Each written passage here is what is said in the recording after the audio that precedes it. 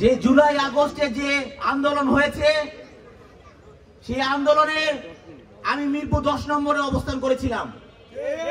আমি বরাবরই এই কাফরুল থানার যুবদলকে সাথে পেয়েছি।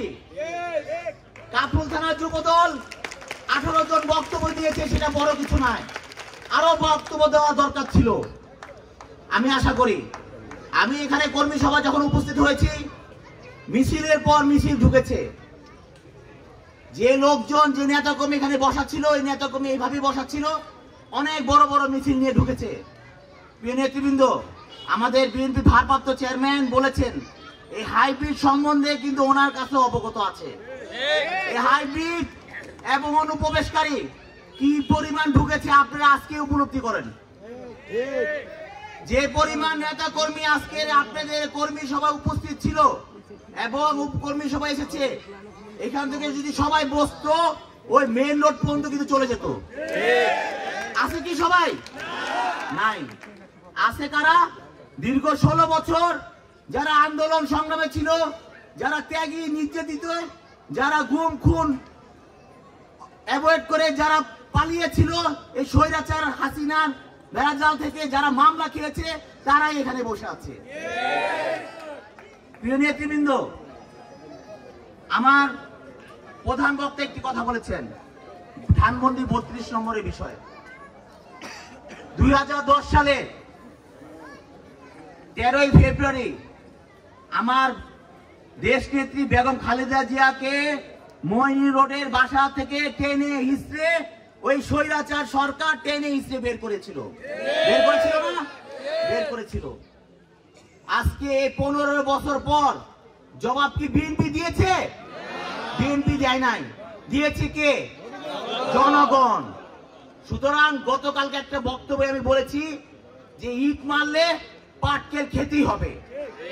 সুতরাং এই যে পার্টি অফিস কেন্দ্রিক আমাদের দলীয় party office, Naya Paltan party office, এই যে ককটেল বোম ঢুকিয়ে কি পরিমাণ নিপীড়ন, নির্যাতন দলীয় নেতা কর্মীদেরকে চালিয়েছিল মনে আছে? আপনারা কিন্তু এইটা দেখিয়ে দিয়েছেন। এই স্বৈরাচারী সরকার কিন্তু দেখিয়ে দিয়েছে। সাধারণ মানুষ, বাংলাদেশের মানুষ কিন্তু এখন দেখাচ্ছে। আমরা কিন্তু এরকম আশা করি নাই। আমরা আশা করি নাই যে মানুষের বাসায় গিয়ে মানুষকে হ্যারাসমেন্ট করা, কিন্তু অনেকে করতেছে। আপনারা দেখেন, কিছু ভুইপোর সংগঠন নতুন করে দল গঠন করতেছে এবং ছাত্রলীগ, যুবলীগ এদেরকে দিয়ে সংগঠন করছে। বিভিন্ন এলাকায় বিভিন্ন বাসা বাড়িতে গিয়ে ডাকাতি করছে, হাজারি করছে, নির্যাতন করছে। আওয়ামী লীগকে খোঁজার জন্য খোঁজার পায়তারা দিয়ে ওইটার একটা নকশাকে যে কোন কোন বাসায় যারা এলাকায় আধিপত্য না, যারা স্বয়ংসম্পূর্ণ আর্থিকভাবে সচ্ছল, তাদের বাসা টার্গেট করে করে ওই ভুইপোর সংগঠনের আওয়ামী লীগ, ছাত্রলীগ, যুবলীগের নেতারা ওই ভুইপোর সংগঠনে কমিটিতে অবস্থান করে তারা কিন্তু রাতের আধারে মাস্ক পরে করে ডাকাতি করছে। প্রতি এলাকা কিন্তু হচ্ছে। এই গত সপ্তাহ থেকে শুরু করে এখন পর্যন্ত, সামনে কিন্তু আরো হবে।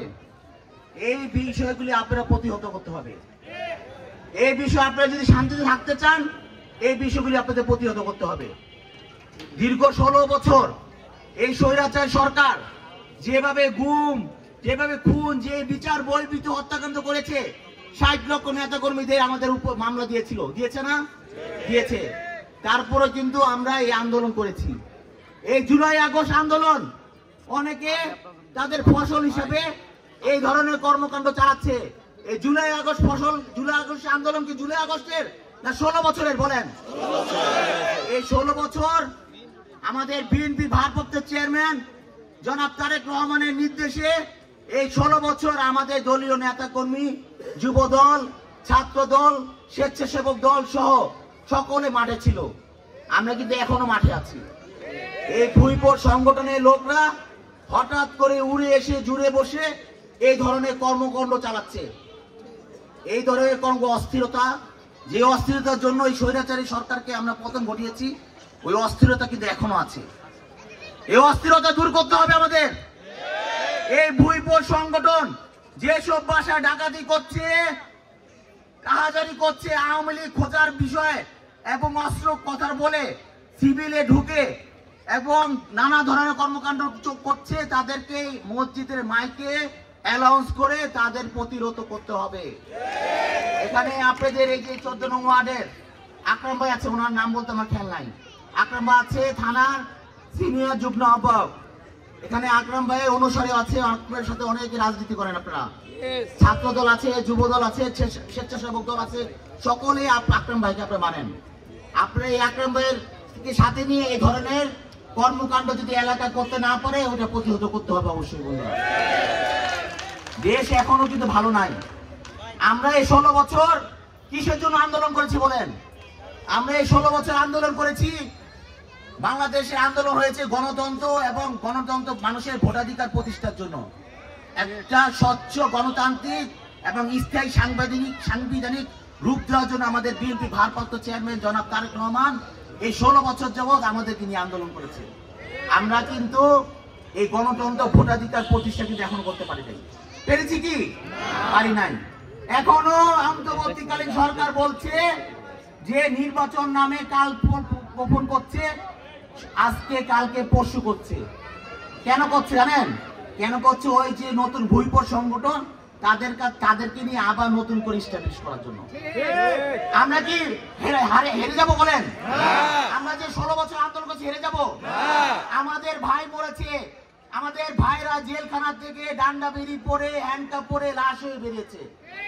ওই যে একটা থানার কথা আমি সেদিন বলেছিলাম একটা বক্তব্যে, এক থানার ওসি, একটা থানার আওয়ামী লীগ নেতাকে আমি ফোন দিয়ে বলেছি যে তাকে ধরেন, থানায় নিয়ে আসছে ওসি সাহেব।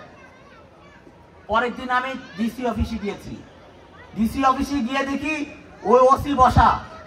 ওসিকে বললাম যে গতকালকে যে আমি আসামি ধরে দিয়েছিলাম সে কোথায়? সে বলতে পারে না, সে অসুস্থ, তাকে নাকি ছেড়ে দিয়েছে। আমাদের বিএনপি, যুবদল, ছাত্রদল, স্বেচ্ছাসেবক দল সহ 11টা অঙ্গ সংগঠন, আমাদের বিএনপি ভারপ্রাপ্ত চেয়ারম্যানে যারা আমরা কর্মী, এই দীর্ঘ 16 বছর আমাদের কোন অসুস্থ রোগী, কোন মৃত্যুর রোগী জেল থেকে বেরিয়েছে, তার ডান্ডা বেরি কি খুলেছিল? খুলে নাই, লাশ হয়ে ডান্ডা বেরি পরে জেলখানা থেকে বেরিয়েছে। আর এই অন্তর্বর্তীকালীন সরকারের প্রশাসন সামান্য অসুস্থতা বলে থানার মার্ডার কেস, যে ছাত্র জনতাকে হত্যা করেছে তাকে ছেড়ে দেয়। এই হলো দেশের প্রশাসনিক ব্যবস্থা। থানায় ফোন দিয়ে দেখেন, কোনো সহযোগিতা পাবেন না। ওই যে ছাত্ররা যা বলবে তাই করবে, যা বলবে তাই করবে তারা। এটা কি দেশ? এই দেশের জন্য কি আমরা লড়াই করেছিলাম? 16 বছর এই দেশের জন্য কি আমরা লড়াই করেছিলাম? আমাদের ভাইরা, আমাদের বাবারা, আমাদের আত্মীয় স্বজনরা যে গুম হয়েছে, খুন হয়েছে, এই কারণে? অবশ্যই এই কারণে না। আমাদেরকে হার মানলে চলবে না, লড়াই এখনো কিন্তু চলমান। লড়াই আমাদের আরো করতে হবে। যে লড়াই মিরপুর 10 নম্বর দেখেছেন, এর চেয়ে বেশি লড়াই হতে পারে। স্বৈরাচার যখন যায় তার চেয়ে বেশি স্বৈরাচার পরিণত হয়। এরশাদ একটা স্বৈরাচার ছিল, এরশাদের পরে এই শেখ হাসিনা মহা স্বৈরাচারে পরিণত হয়েছে। আমরা স্বৈরাচারের পুনরাবৃত্তি দেখতে চাই না। আপনারা ছাত্ররা আছেন, দেশের সর্বকালের দুর্যোগপূর্ণ পরিবেশে আন্দোলনরত অবস্থায় ছাত্ররা আমাদের সাথে দেশের পাশে, মানুষের পাশে এসে দাঁড়িয়েছেন। আপনাদের দল গঠন করতে হবে কেন? আপনাদের সংগঠন গঠন করতে হবে কেন? আপনাদের বাসা বাড়িতে যেতে হবে কেন? লুটপাট করতে হবে কেন? এই পরিবেশের জন্য তো আমরা দেশটা আবার পুনরায় স্বাধীন করি নাই।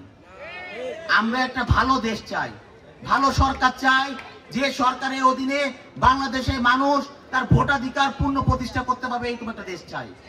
গণতন্ত্র প্রতিষ্ঠা চাই।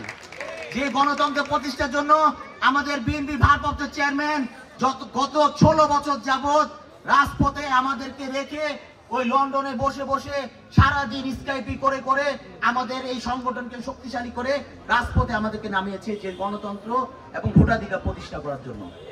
আমাদের অবশ্যই ভোটাধিকার প্রতিষ্ঠা করতে হবে। 31 দফার কথা আমাদের বিএনপি ভারপ্রাপ্ত চেয়ারম্যান বলেছেন, এবং এও বলেছেন এই 31 দফা যদি বাস্তবায়ন করতে চাও, দীর্ঘ 16 বছরের যে নিপীড়ন নির্যাতন আওয়ামী লীগ চালিয়েছে, এই নিপীড়ন নির্যাতন নিমিষে শেষ হয়ে যাবে। আমাদের 31 দফা মানুষের মনে ঢুকিয়ে দিতে হবে।